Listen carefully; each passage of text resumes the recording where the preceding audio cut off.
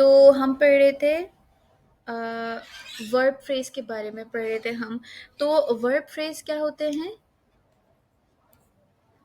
जी? तो हम verb phrase पे थे कि वर्ब फ्रेज क्या होते हैं, उसमें वर्ब होगा और एक मेन वर्ब होगा। ठीक है, उस फ्रेज को हम कहिए जो है फ्रेज कहेंगे। ठीक है हमाद, आपको समझ आया? सेंटेंस के अंदर फ्रेज होता है और उसमें हमें आइडेंटिफाई करना होता है कि कौन सा वर्ब फ्रेज है या कौन सा नाउन फ्रेज है। अच्छा, सही है। अब पढ़ते हैं हम आगे। Adjective phrase. एडजेक्टिव फ्रेज क्या होता है? हमारे पास डिस्क्राइब्स अ नाउन और अ प्रोनाउन। जैसे ही जैसे एडजेक्टिव होता है, एडजेक्टिव क्या करता है? नाउन और प्रोनाउन को जो है वो डिस्क्राइब करता है कि हमारा नाउन या प्रोनाउन जो है वो हमारा कैसा है। ठीक है, अब इसी तरीके से अब वो फ्रेज होगा जो नाउन या प्रोनाउन को डिस्क्राइब करेगा, उस फ्रेज को हम एडजेक्टिव फ्रेज कहेंगे। जैसे the man with the red hat is my uncle. ठीक है, इसमें एडजेक्टिव क्या है?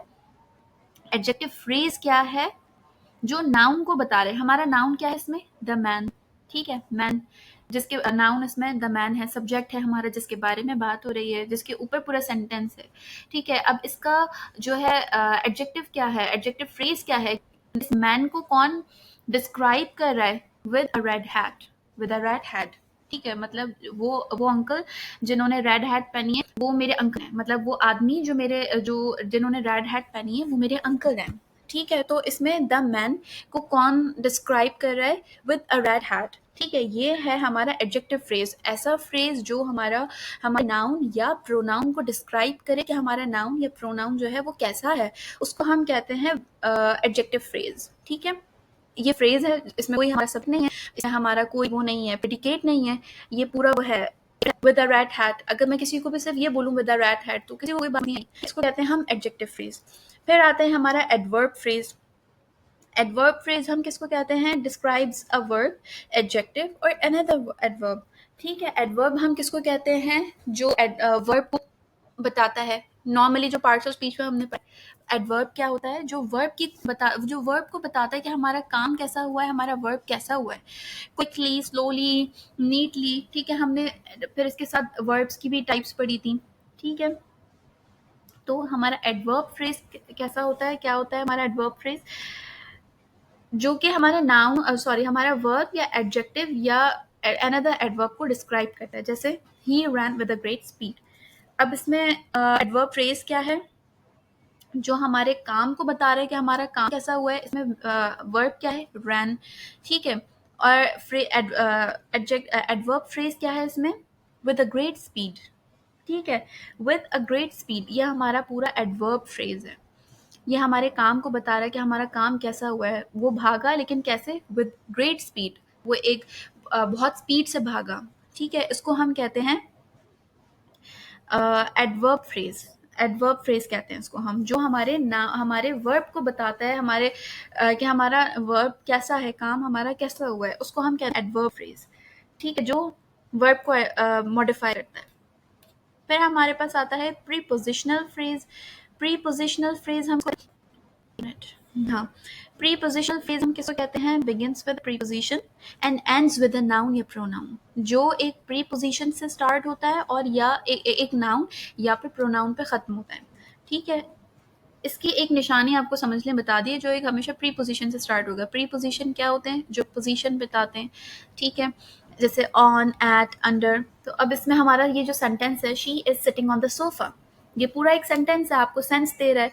लेकिन इसमें प्रीपोजिशनल फ्रेज क्या है? जो हमारे नाउन को बता रहा है कि नाउन हमारे कौन सी पोजीशन पर है, कहाँ पर है। जी ठीक है, हिफ्जा इज ऑन। लेकिन इसमें जो है हमारा प्रीपोजिशनल फ्रेज मैं आपसे पूछ रही हूँ कि वो कौन सा है, क्या है? तो ऑन द सोफा, ये जो है वो है प्रीपोजिशनल फ्रेज है।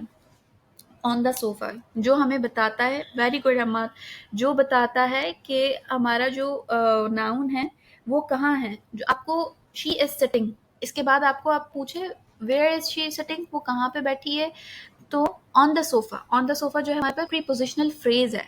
ये आपको कोई सेंस नहीं दे रहा, इसमें कोई सब्जेक्ट नहीं है, इसमें कोई प्रेडिकेट नहीं है, इसलिए इसको हम फ्रेज कह रहे हैं। ठीक है, आगे चल के क्लॉज पढ़ेंगे तो आपको क्लॉज और फ्रेज में जो है एक निशानी रखनी पड़ेगी, आपको खुद याद रखना पड़ेगा कि क्लॉज में हमेशा वेरी गुड, जवाब आपको अच्छा हो, समझ ठीक है, समझ आ जाता है ना, तो आपको आता है।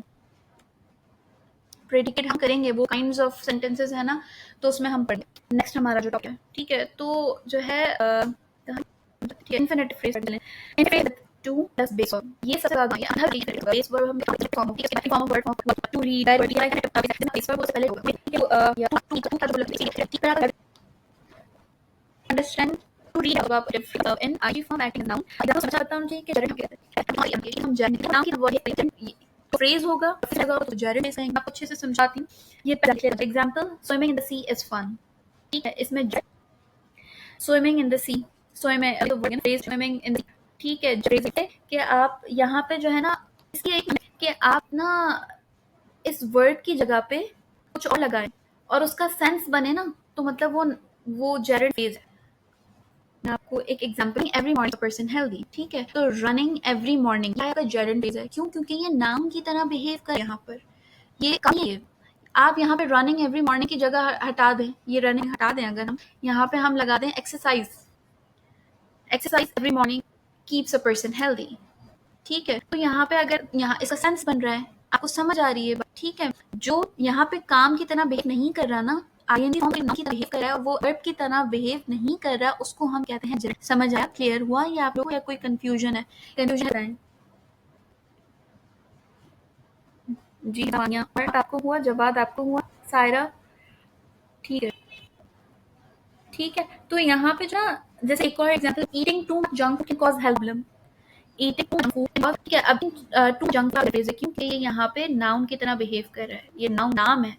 ईट टू मच जंक फूड, ये नाउन की तरह काम कर रहा है यहाँ पे, ठीक है। ईटिंग यहाँ पे एज अ वर्ब नहीं कर रहा बिहेव, यहाँ पे एज अ नाउन बिहेव कर रहा है। अब ईटिंग टू मच फूड जो है रिप्लेस अगर हम कर दें इसको, अगर हम रिप्लेस कर दें, अगर junk food habit can cause health problem, sense बन रहा है। अगर आप किसी यानी जो जस्ट मान लो एग्जैक्टली जो नाउन वर्ब वो आईएनजी मतलब है, वो हम बात समझे। वो वर्ब जो नाउन फॉर्म होकर भी वो हम जाते हैं, और अगर ऐसा सेंटेंस में फ्रेज दिख जाए ना उस वर्ड को, तो हम क्या कहेंगे? जेरड फ्रेज कहेंगे। Swimming in the sea gerund phrase है। पार्टिसिपल फ्रेज पे, तो फ्रेज क्या है? begins with the present or past participle used as an adjective। कि present और past participle क्या है? ये participle जो present part verb की fourth form यानी जी form है वो, और third form है वो।